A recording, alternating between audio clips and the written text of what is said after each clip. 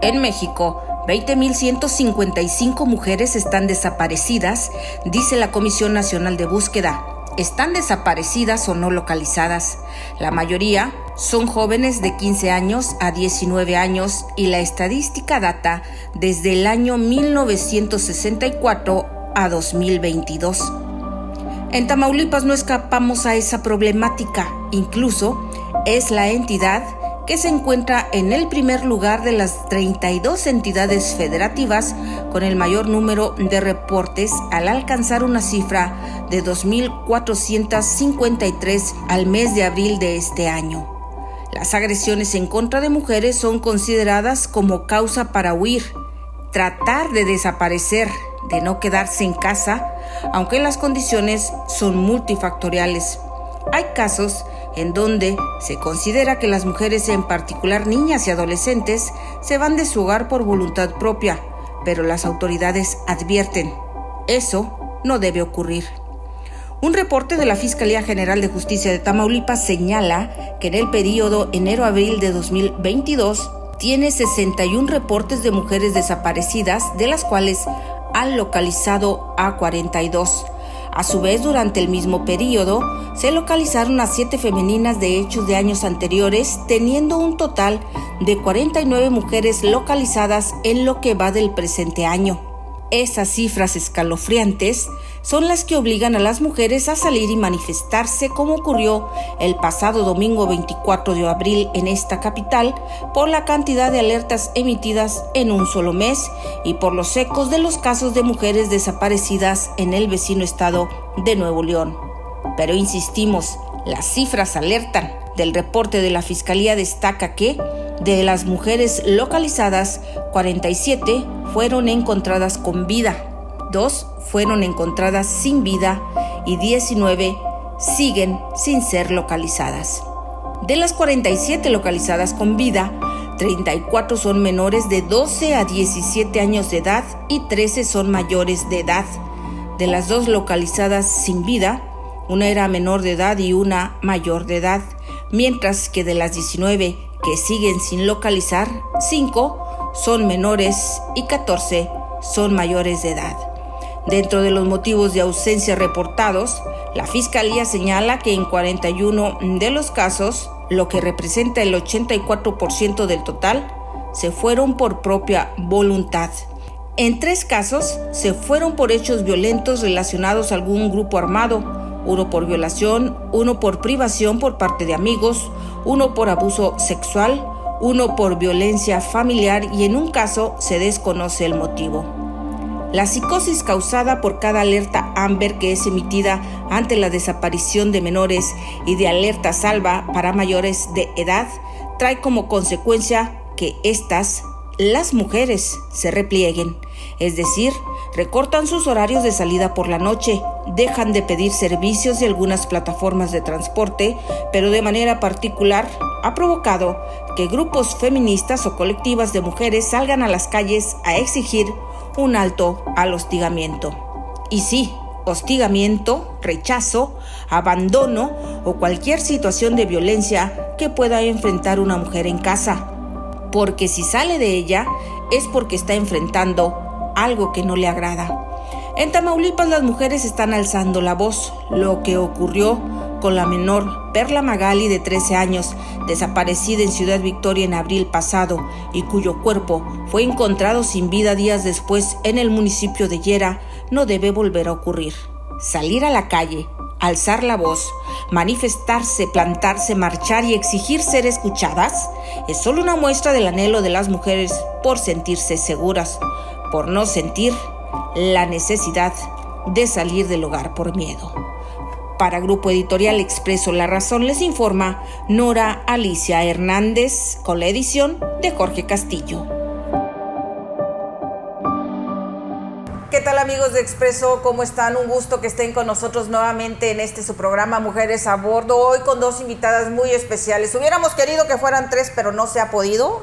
3 semanas buscando por ahí a alguien de la Fiscalía, no se pudo, pero creemos que el tema hoy va a ser muy interesante, muy importante para todos ustedes. Primero quiero que ustedes conozcan un poquito a nuestras invitadas. Nos acompaña María Elena Figueroa del Instituto de las Mujeres aquí en el estado de Tamaulipas. Bienvenida, María Elena. Gracias, Nora, buenas tardes. Y bueno, también nos acompaña una amiga muy conocida ya también dentro del ámbito del feminismo, de todas las manifestaciones, marchas, plantones que aquí en Ciudad Victoria se hacen, porque nos acompaña Ari, que así se le conoce ya pues de cariño, Ariadna Concha Olán, que también es parte de pues grupos feministas. Un gusto que nos acompañas. Gracias por tenerme.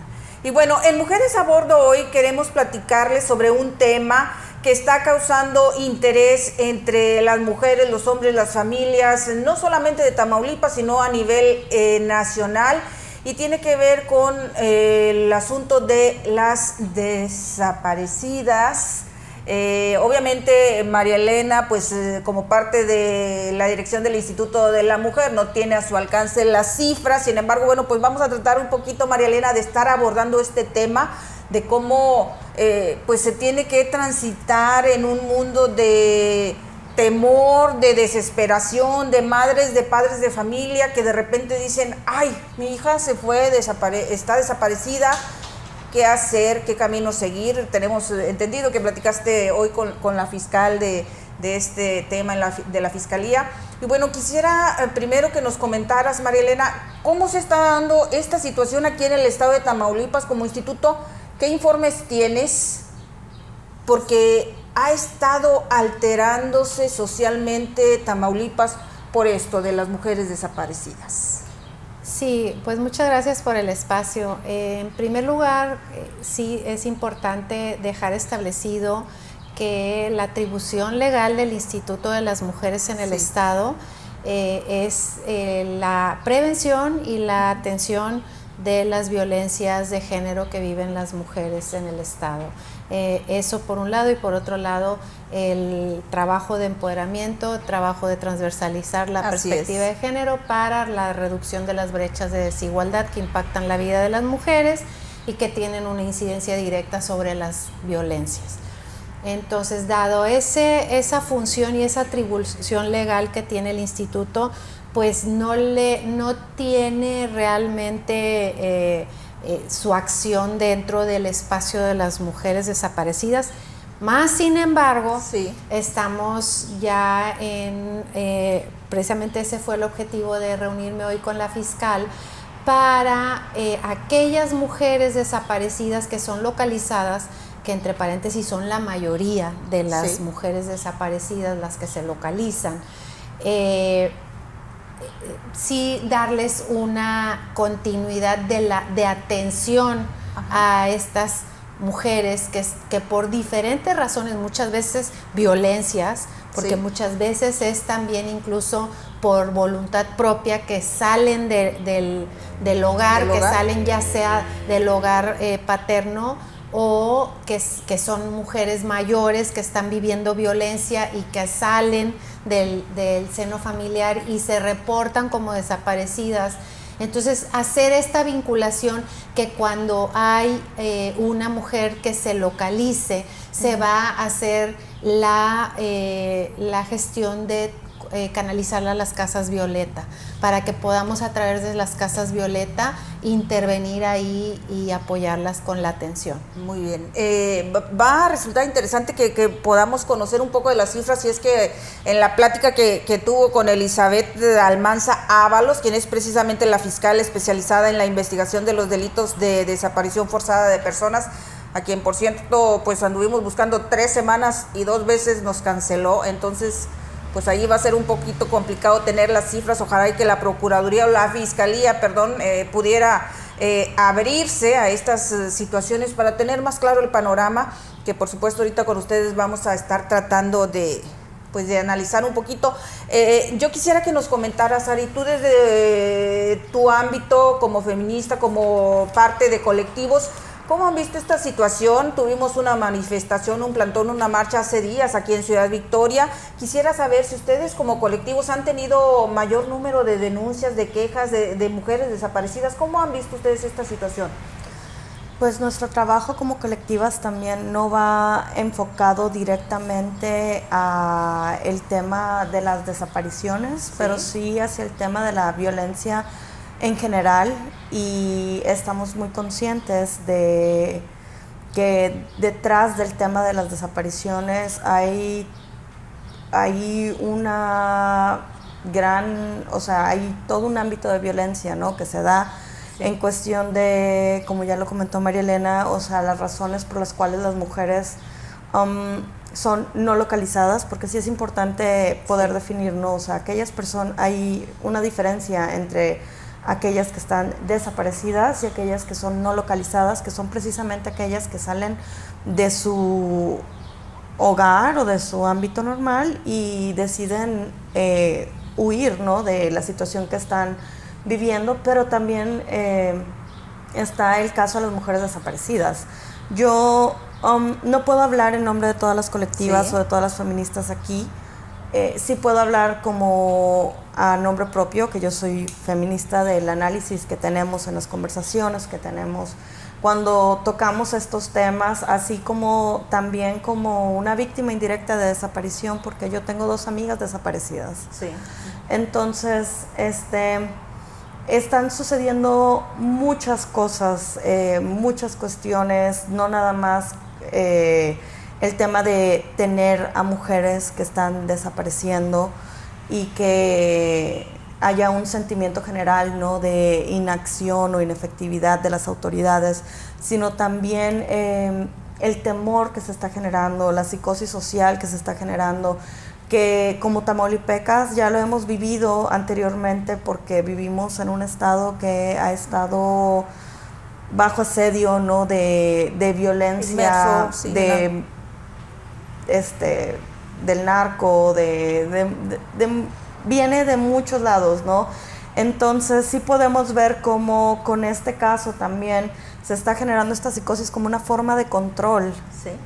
Y el efecto que está teniendo sobre las mujeres, pues es muy restrictivo, mucho más restrictivo que con los hombres, porque siempre va dirigido hacia las mujeres el tener ahora ciertos horarios en los que nos podemos mover, ciertos lugares, el hecho de que ahora temamos utilizar los medios de transporte. Entonces se vuelve aislante para las mujeres y se vuelve más restrictivo, y en un contexto en el cual ya de por sí tenemos inequidades para poder accesar al trabajo, generar ingresos, cuidar a nuestros hijos, la situación se vuelve mucho más pesada para nosotros. Fíjate que precisamente por eso para mí y para nosotros obviamente era importante tener a la gente de la Fiscalía Especializada, porque por ejemplo hace algunos días cuando empezaron a emitirse las alertas Amber de chicas desaparecidas, la mayoría entre 14, 15, 16, 17 años, la mayoría también de Victoria, la vocería de Seguridad Pública emitía algunas aclaraciones que decían son videos viejos, no corresponden a Tamaulipas, que una persona que quisieron robarse allá por el Paseo Méndez, las cámaras no nos muestran nada. Sin embargo, solo lo hacen a través de un comunicado que realmente no impacta en la población, y por eso buscábamos, les digo, a la gente de la Fiscalía. Y en ese sentido, María Elena, lo que también nos comenta Ari y lo que nos dice Seguridad Pública, de que son más fake news, o sea, que es solamente causar alerta, pero no realmente están ocurriendo las cosas. Ustedes desde el instituto, con esa información que tienen ahí alrededor de las demás dependencias, ¿qué es lo que reciben? Mira, te puedo decir, por ejemplo, los datos que tenemos de enero a abril por parte de la Fiscalía Especializada en Personas Desaparecidas. De las 61 mujeres reportadas en el periodo como desaparecidas, se han localizado 42. A su vez, durante el mismo periodo se localizaron 7 mujeres de hechos de años anteriores, o sea que estaban reportadas como desaparecidas de años anteriores, teniendo un total de 49 mujeres localizadas en lo que va del año, de esas 61 que se reportan, de las cuales 47 se localizaron con vida, 2 sin vida, una menor de edad y una mayor de edad, que fue la chica de Yera. Sí, sí, sí. Y 19 todavía están sin localizar, están en proceso de búsqueda. De esas 19 no se puede reportar todavía nada porque están en proceso de la búsqueda. Pero también se reporta el motivo de la ¿cómo mencionaste tú? Desaparición. No localizadas. No localizadas. El motivo de la ausencia. En el 41 de ellas, es decir, el 84% es propia voluntad. Es decir, que se fueron por las razones multifactoriales, porque puede ser también que sientan que está en peligro su integridad. Así es. Y pero que huyen de la casa o del entorno familiar. Del entorno familiar. O puede ser también que toda la razón, o sea, podemos aquí enumerar un sinfín de razones, ¿no? Hechos violentos de estas 61 mujeres, fueron 3 mujeres las que sí fueron por algún tipo de desaparición agresión. Por un hecho violento, es decir, el 6%. Por violación fue una, por privación por parte de amigos una, por abuso sexual una, por violencia familiar una y se desconoce una. Entonces, sí tenemos una situación que es multifactorial en esto, porque evidentemente que hay que atender las causas, como tú dices, ¿no? Hay que atender las causas de por qué tenemos de 61 mujeres que estuvieron en un momento dado reportadas como desaparecidas, por qué tenemos a 41 que están viviendo condiciones que están llevando a esta percepción, ¿no? Y no podemos decir que es una causa, no podemos decir que es solo la violencia familiar, no podemos decir que es solo el entorno familiar, no podemos decir que es solo que porque se fue con un hombre, o sea, cada caso es diferente. Mas, sin embargo, sí podemos decir que tenemos que seguir trabajando en el tema de la prevención, para que las mujeres sepan a dónde pueden acudir sin que sientan esta presión, no sé, sin que tengan que huir, ¿sí? Que puedan proceder, y por eso tan importante el mecanismo de las casas violeta, que está subiendo el porcentaje de las mujeres que están denunciando la violencia. Sí, en ese sentido de las causas o a que es multifactorial, yo no sé si ustedes dos, la que me pudiera comentar, aquí en las cifras que te proporcionó o que nos proporciona la Fiscalía, se habla de que 40 y tantas se fueron por voluntad.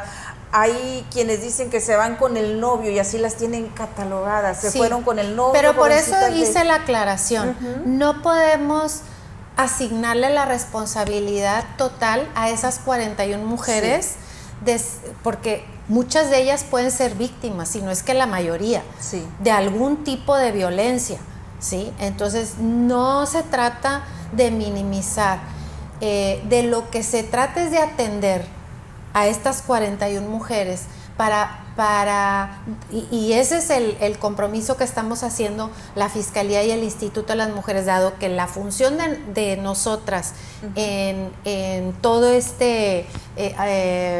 articulación interinstitucional es la atención, pues tenemos que ver cómo podemos apoyar a estas 41 mujeres que ya fueron localizadas y que muy probablemente requieren de una intervención interinstitucional y más directa. De tal manera que podamos entonces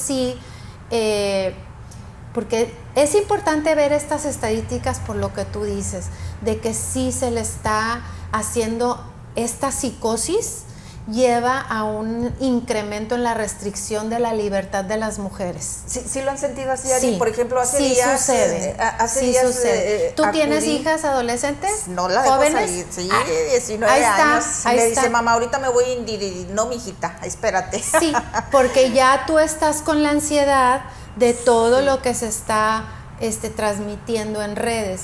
Entonces, sí es importante informarnos. Sí. Es importante informarnos.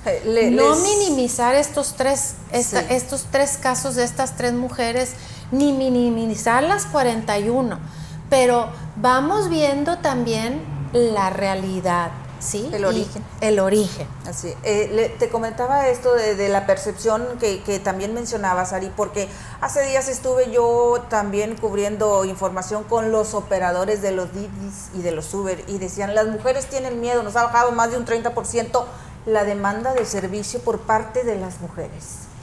Sí genera ese miedo, esa psicosis, porque digo, Nuevo León ha traído mucho el tema por los casos muy, muy recientes que digo, todos conocemos, con desenlaces fatales algunos. Uno aquí en Victoria, de la jovencita, creo 13 años. Sí hay esa percepción de psicosis, de miedo, de salir, incluso de no realizar una vida normal. Sí, claro. O sea... En ese rango, sobre todo de la edad de tu hija, ¿verdad? Sí, o sea, sobre todo en el rango de las más jóvenes, porque están más conectadas a redes, están más... utilizan más los medios de información ahorita, que son las redes sociales, en los que empieza a salir esta información. Y no toda la información es fake news, pero tampoco hay una cultura de investigar o de buscar de dónde viene esa información o de quién viene esa información. Sí.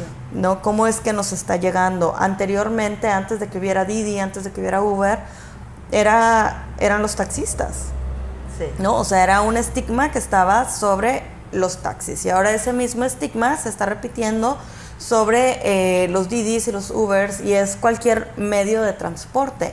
Pero sí hay que analizar el por qué, ¿no? O sea, realmente la mayoría de las mujeres utilizamos medios de transporte público para poder movernos de un lado a otro. No todas podemos contar con un carro, ¿no? Entonces, sí empiezan a atacar los ámbitos en los cuales nosotras nos movemos y tenemos más libertades. El transporte público, los horarios, pero también tiene mucho que ver, o sea, tenemos que empezar a verlo no nada más en casos individuales, sino también en la manera en la que está construida la ciudad para la movilidad de las mujeres. Sí. Lo vemos, por ejemplo, en espacios donde había anteriormente viviendas populares o en el centro, ¿no? Y esos espacios se están gentrificando y se están llenando de negocios, y son lugares por donde pasa el transporte público, y que ahora ya a cierta hora se apagan las luces, se cierran los negocios. Ya no hay esa vida que había cuando había gente viviendo ahí, familias viviendo ahí, y eso mismo empieza a generar situaciones que, o sea, es terreno fértil, ¿no? Para que empiecen a suceder estas situaciones de inseguridad para con las mujeres. Entonces, sí, tenemos que ver no solamente lo que estamos escuchando, sino poder tener este otro análisis de qué está sucediendo en la ciudad y por qué la ciudad no es un lugar donde las mujeres nos podamos sentir seguras. Y sobre las denuncias de las mujeres, o sea, la mayoría de estas denuncias son de mujeres de la ciudad.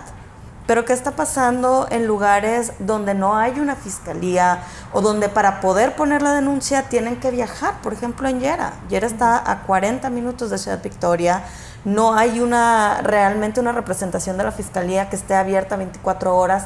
Entonces podemos hablar de estos números porque son los números de la ciudad que fueron denunciados, pero ¿qué está pasando con todos los ejidos, con todas estas otras periferias, ¿no? Que no están cercanas a una urbe? ¿Dónde están esas mujeres o esas denuncias de las mujeres? Y yo he trabajado en lugares así. Yo he trabajado en Estación Cuauhtémoc, que está a 100 kilómetros de Tampico.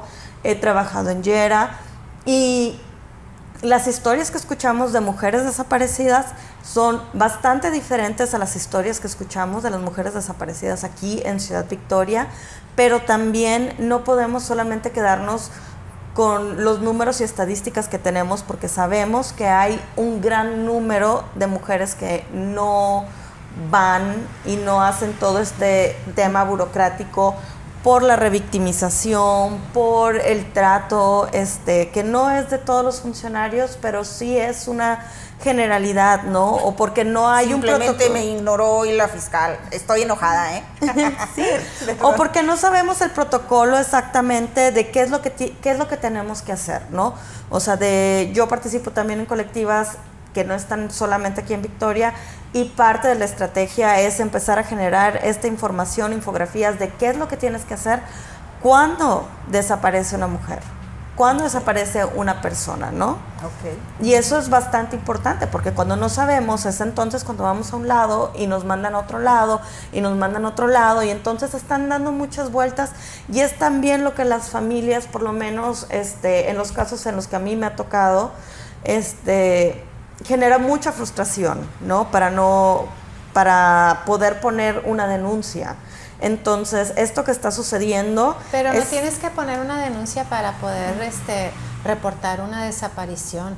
Con que llames al teléfono de fiscalía, se empieza a proceder una respuesta inmediata por parte de las corporaciones, aún antes de que salgan las fichas de ya persona desaparecida, porque esa búsqueda es un protocolo de respuesta inmediata de las corporaciones, que cuando cualquier persona en cualquier punto del estado llama a ese teléfono, y está circulando la imagen por todos los redes, la imagen esa, por supuesto que hay que asegurarnos que llegue esa información a los puntos rurales, que muchas veces no llega, pero mi punto es que cuando se hace la llamada a ese teléfono, automáticamente las corporaciones empiezan la búsqueda, y también se hace el contacto ya a través de la Fiscalía de Personas Desaparecidas, contacto directo con la familia.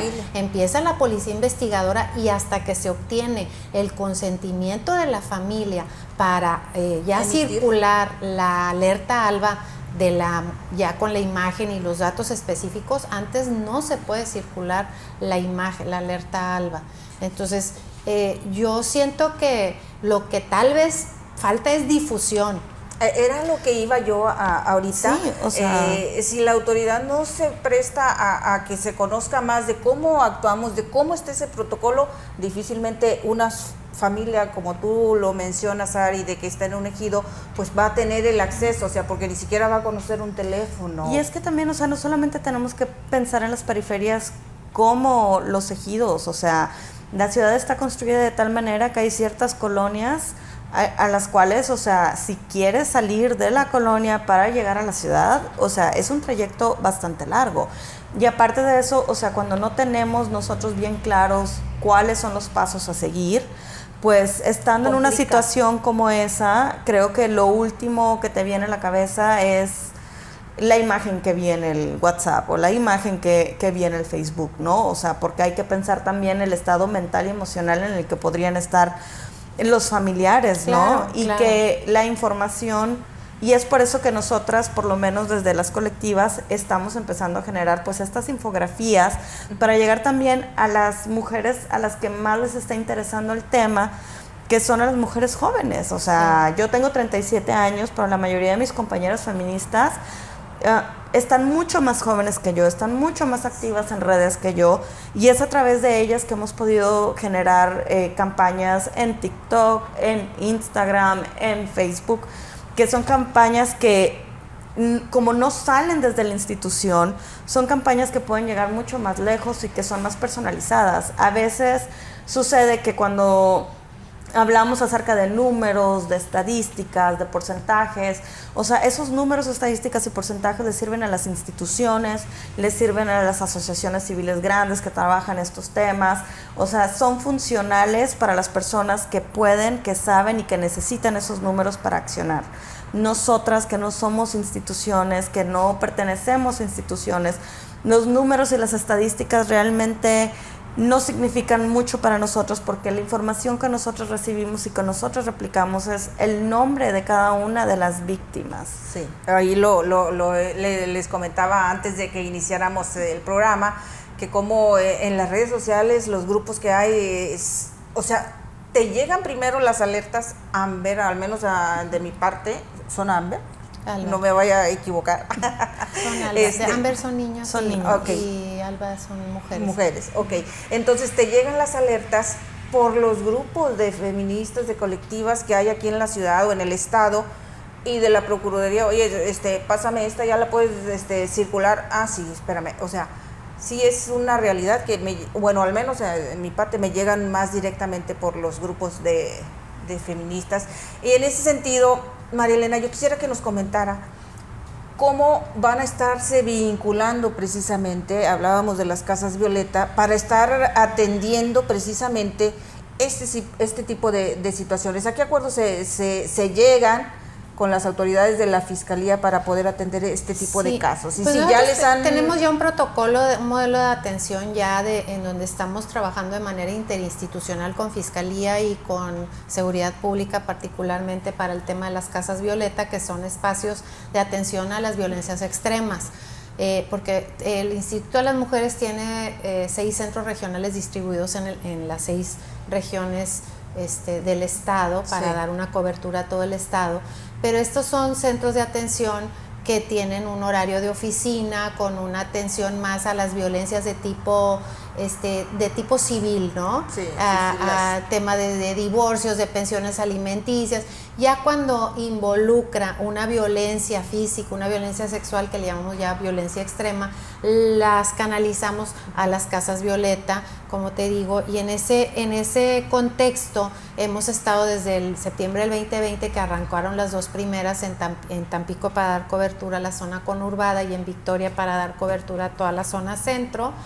A partir de que las arrancamos hemos estado trabajando muy coordinadas con la Fiscalía y con la, Seguridad Pública, porque cuando una mujer llama por violencia familiar al 911, inmediatamente es canalizada a una operadora. Nosotras tenemos operadoras certificadas en contención emocional a mujeres en situación de violencia, la operadora del 911 la canaliza, la enlaza en el momento de la llamada a una psicóloga que le empieza a dar contención emocional, le empieza a dar primeros auxilios psicológicos, en lo que llega la Seguridad Pública, la policía, y en el momento que llega la policía ya la psicóloga ya le informó que la puede canalizar, la puede llevar, y misma Seguridad Pública la lleva a la Casa Violeta, que opera 24/7 los 365 días. Eso es crucial porque estas violencias sabemos que no se viven, no respetan horario de oficina. Sí, claro. O sea, por lo general suceden en la noche y en los días libres, ¿no? Sí. En los días de fines de semana. Y entonces la articulación interinstitucional ya está. Hoy el acuerdo fue incorporar en ese modelo de atención a las mujeres que son localizadas.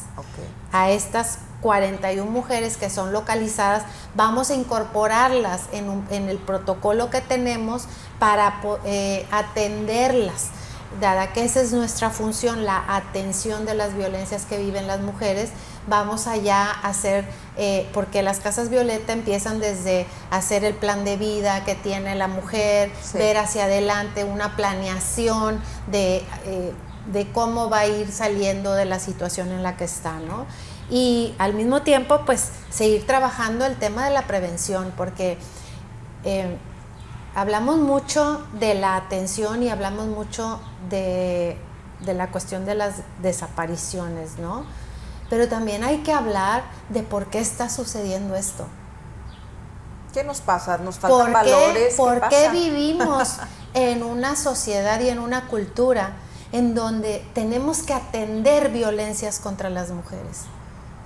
¿Por qué vivimos en una sociedad así? Esa sería una gran pregunta para hacernos, porque no se trata, el ideal no es tener miles de centros de atención que atiendan las violencias contra las mujeres. El ideal es no tener que atender las violencias contra las mujeres. Y que no se dieran, que obviamente. no sucedan, que erradicarlas. Entonces, ahí también hay mucho tema de reflexión y de discusión. Porque estamos fallando como sociedad también. Sí. Cuando estamos construyendo una sociedad que agrede a las mujeres, que discrimina a las mujeres, que establece diferencias contra las mujeres. Y ahí hay necesidad de más políticas públicas, María Elena. ¿Ustedes tienen han hecho planteamientos de algún tipo de política pública para tratar de incidir en que lo que dice María Elena, no ocurran las violencias en contra de las mujeres? Pues es bastante complejo poder pensar en algo tan macro, porque sinceramente nosotros estamos muy conscientes de que todo esto que estamos viviendo no es solamente una violencia que nace así espontánea, o sea, es una violencia estructural, sistémica y estructural, y entonces como tal pues hay muchos niveles, ¿no? Y hay muchas personas manejándolo de diferentes ámbitos, ¿no? Está el ámbito de la política, está el ámbito de lo social, de lo religioso, de lo familiar, de lo educativo. Entonces, hay que cuestionar también el rol que todos tenemos en esto como sociedad. Hay mujeres feministas que están trabajando en muchos de estos ámbitos. Desde mi perspectiva personal, yo veo que en el ámbito de la política es un ámbito que es muy restrictivo. Apenas en esta legislatura hemos podido alcanzar una paridad y sin embargo muchos de los reclamos que nos hacen a las mujeres, ¿no?, en cuestión de igualdad, vienen de leyes que ni siquiera nosotras tuvimos una injerencia, ¿no? O sea, creo que desde lo social la percepción que se tiene sobre las mujeres es más que oprimidas, privilegiadas, en cuestiones como quién se queda con los hijos o tener que pasar la pensión o cosas así que son tan básicas, por ejemplo, y que nos critican por ser privilegiadas cuando en realidad nosotras ni siquiera tuvimos una injerencia. O sea, nosotros como sexo en general, de cuándo se hicieron esas leyes. Ajá. Y no hay un análisis profundo de por qué se hicieron esas leyes, ¿no? ¿Qué había detrás de la ley que hacía que las mujeres se quedaran con los hijos o las pensiones, etcétera, etcétera, ¿no? O incluso, por ejemplo, ahorita con el Día de la Madre, que también empieza a haber mucho revuelo, que porque es el Día de la Madre, cuando en realidad la historia del Día de la Madre es bastante oscuro aquí en México, ¿no? Se empezó a promocionar, o sea, como una propaganda para poder someter el movimiento de mujeres que se estaba levantando en Yucatán, ¿no? Un movimiento de mujeres a favor de la igualdad, etcétera, etcétera, ¿no? Entonces, no hay análisis sobre por qué las políticas públicas a favor de las mujeres están de esta manera o son necesarias. Ajá. ¿Quién las instauró? ¿Por qué se instauró? ¿Y cuántas de esas políticas públicas son realmente de una base misógina y no realmente de una base pro mujer?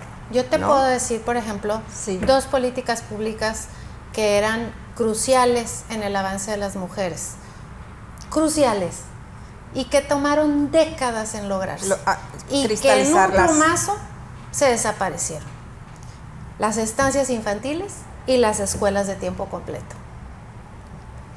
Con un plumazo se desaparecieron décadas de lucha feminista a favor de las mujeres.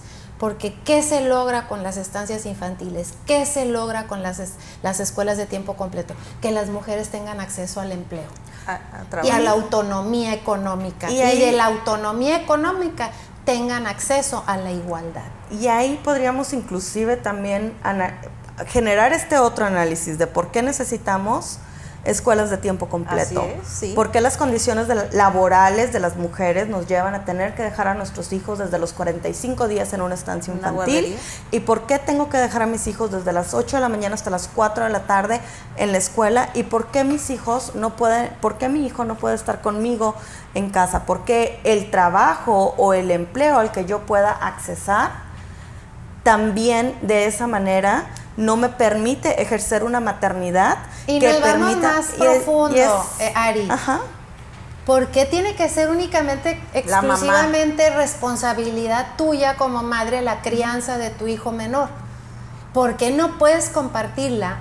¿Por qué no tenemos un sistema social en donde se distribuye mita y mita? Que sea equitativo. Mita y mita. Bueno, para lo ya hicimos mita y mita. Para ya quisiéramos ir con eso de también los 90 días o cuántos para los papás, ya está autorizado, ¿no? La paternidad, los permisos para paternidad, yo siempre, ¿o no? cuando digo que ese es mínimo, ¿verdad? Cuando empezamos a hablar, voy a decir algo, pero yo digo, primero hablemos de los derechos de las mujeres, que son los que están bien rezagados. Sí. Y ya después vemos lo demás. Ahorita a mí mi tema es el avance y el acceso a las mujeres. Y todo lo que está diciendo Ari son los roles y los estereotipos que esta cultura impone sobre las mujeres, que nos tienen en situación de dependencia. Somos el país de los miembros de la OCDE. México es el país que mayormente instalado tiene el modelo de familia de hombre proveedor y mujer que se queda en casa, dependiente económicamente. Y esa dependencia económica tiene una relación directa con la violencia. Bueno, claro. Mi comentario o mi análisis acerca de las escuelas y eso iba principalmente porque la mayoría de las familias aquí son monomarentales. Bueno, entonces, o sea, el mayor número de familias somos monomarentales. El 30%. Entonces, sí. Si estamos viendo que el 30% de las familias es la madre quien provee y es la madre quien cría, entonces, ¿qué es lo que está pasando también? O sea, cuando buscamos, o sea, con estas políticas que nos vuelven también, que nos restringen, ¿no? Sí. Y que siguen siendo opresivas para algunas personas que sí puedan cumplir con ese estereotipo de familia. Pues es bastante liberador, ¿no? Poder tener estancias infantiles, escuelas de tiempo completo, pero no es la realidad de las mujeres, no es la realidad de la mayoría de las familias, sobre todo las familias que más necesitan, o sea, más precarizadas. Entonces, a lo que yo quisiera, o sea, regresando al tema que nos trae esta mesa, creo que nos hace falta analizar. Definitivamente, analizar, porque también el caso de las mujeres desaparecidas no es un caso nuevo, no es algo que se esté dando de repente, no es algo en el que hay un boom, es una agenda también que nos viene, de varios lados y a la cual nos vamos uniendo nosotras, porque con esta otra información que estamos recibiendo podemos empezar a comparar y ya no es está sucediendo allá, pero no está sucediendo aquí, sino está sucediendo en todos lados. Y yo no creo que la respuesta sea completamente como lo que sucedió con el caso de Devani, porque analizando lo que sucedió con el caso de Devani, o sea, hay mucha revictimización ahí, hay mucho volver a caer en todos estos juicios que se hacen sobre las mujeres que desaparecen, y sí habría que cuestionarnos el por qué. Sí, desde las instituciones, por ejemplo, ahorita estamos escuchando si hay una acción inmediata, etcétera, etcétera. ¿Por qué a nivel de sociedad se sigue pensando que las mujeres que desaparecen se van con el novio o todos estos prejuicios, ¿no?, que se hace? Sí. ¿Por qué nos enfocamos en el por qué desapareció? ¿Sí? Cuando una mujer regresa a casa. ¿Y por qué no podemos ver más allá, o sea, lo estructural, ¿no?, que está pasando para que las mujeres estén desapareciendo o deseen ser no localizadas? Sin duda, el tema nos daría para muchísimo más porque es muy interesante. Ojalá y pronto tengamos la oportunidad de volver a platicar y fantástico que alguien de la Fiscalía, las cifras para mí son interesantes, son importantes, pero cuando alguien te desmenuza con el conocimiento profundo, pues obviamente puedes incidir más entre nuestros amigos que nos ven y que nos van a leer muy seguramente cuando hagamos este material para el impreso. Quisiera pues un comentario final, María Elena. Hablábamos hace un momento de que incide muchas cosas no solamente en el tema de mujeres desaparecidas, sino en términos generales, en el tema de violencia, nos falta educación, nos faltan valores. ¿Qué nos falta en el análisis que podamos hacer? Híjole, pues es que es la familia, dijimos. Prácticamente queremos reescribir la historia de la humanidad. Yo siempre lo he dicho porque la humanidad siempre, la humanidad ha sido la historia de las violencias contra las mujeres, ¿no? Y lo que buscamos es construir una sociedad sin violencias contra las mujeres, una sociedad con igualdad y acceso a oportunidades para ellas y para ellos. Básicamente al gobierno le corresponde una función importante, que es la de prevenir, atender y sancionar las violencias que viven las mujeres en el Estado. Y pues en ese sentido te puedo referir que hablando de los feminicidios, sí. El feminicidio fue tipificado en la ley en el 2011 y no se investigó un homicidio doloso de mujer como feminicidio hasta el 2017. Tardamos en hacerlo, sí. Y bueno, a partir del 2017, que llegó el actual fiscal general, se dio la instrucción a todas las fiscalías en el estado a que todo homicidio doloso de mujeres fuera investigado con protocolo de feminicidio. Sí. Entonces, pues hemos avanzado. Falta mucho, por supuesto, porque se recibió pues un tema que no se había atendido. Más sin embargo, la voluntad está, el trabajo está. Las estadísticas, que eres la segunda feminista que me dice que no les interesan mucho las estadísticas, pero bueno, están. Y pues eso es lo que nosotros como gobierno tenemos la obligación de reportar, sí. El trabajo que se está haciendo. Por supuesto que áreas de oportunidad seguirá habiendo, como las hay en todos los ámbitos, pero este ámbito particularmente de las violencias contra las mujeres en un contexto de un país machista, y pues va a tener pendientes siempre. Muchas gracias, Ari. Un comentario final también para... Nosotras, por lo menos en lo que hemos estado trabajando dentro de las colectivas feministas que nos conocemos y que coincidimos para trabajar, nos hemos dado cuenta que el trabajo que nos corresponde, más que un trabajo grande, es un trabajo hacia adentro, hacia generar espacios de reflexión, espacios de conversación, buscar conocernos, vernos. Realmente el trabajo que nosotros hacemos es un trabajo más de campo que un trabajo institucional, y es por eso que nosotras no llevamos números, no llevamos estadísticas, o realmente no nos interesan los números y las estadísticas, porque a final de cuentas con quien nosotras trabajamos es directamente con las personas, no son con números, no son con estadísticas. A nosotras nos sirve saber que la persona que se acerca con nosotras recibe la atención que necesita y que puede accesar sus derechos, ¿no? Por ejemplo, yo que trabajo el tema del aborto, las mujeres que se acercan a nuestra colectiva, que puedan accesar a un aborto y puedan ejercer ese derecho, a pesar de que nacionalmente ya hay una sentencia, sí, y que estatal y localmente no haya. O sea, eso es lo que nosotros hacemos. Trabajamos directamente con las mujeres que se acercan con nosotros y que nos permiten acompañarlas, porque nuestro principal trabajo es acompañar a las mujeres a como ellas nos lo pidan, nos lo permitan y como ellas lo quieran. Entonces, nosotras no venimos e imponemos nuestro trabajo o nuestra manera de trabajar, ¿no? O sea, porque hay que respetar mucho cada historia, cada situación. Buscamos también romper con los estereotipos de género. O sea, nosotros no nos van a ver dando talleres que de manicura, que de belleza, que de cocina, o sea, porque sabemos que no va por ahí tampoco la situación. Lo que tú nos preguntabas era, ¿cómo podemos hacer para romper con esto? ¿Cómo podemos parar la violencia? No es algo que nos va a tocar a nosotras ver, no es algo que nosotras Pero con el necesitamos trabajo, incidir, no es ¿verdad? algo con el que nosotras vamos a ver. Nosotros estamos conscientes que el trabajo que estamos haciendo es un trabajo a largo plazo y no es un trabajo por mí ni por las mujeres con las que estoy trabajando ahorita, es un trabajo por todas las mujeres que van a venir.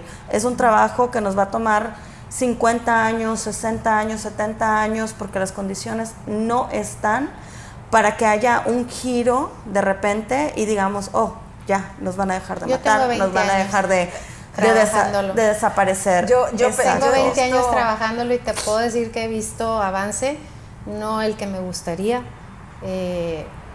pero tenemos que incidir, hoy creo, las tenemos jóvenes que participar. como ella, como tú, Ari, gozan de muchos derechos que mi generación no gozó. No pudimos tener, Sí. incluso yo ya me cuento entre ellas. Y en mucho, pues es esa la lucha, que pasamos la estafeta a las que vienen adelante y ustedes la van a correr con ella y la van a continuar a las que vienen adelante, ¿no? Y esa es la lucha. Y como dices, no lo vamos a ver culminado, pero pues vamos a vivir luchando vamos a morir luchando por ello, ¿verdad? Por alcanzarlo.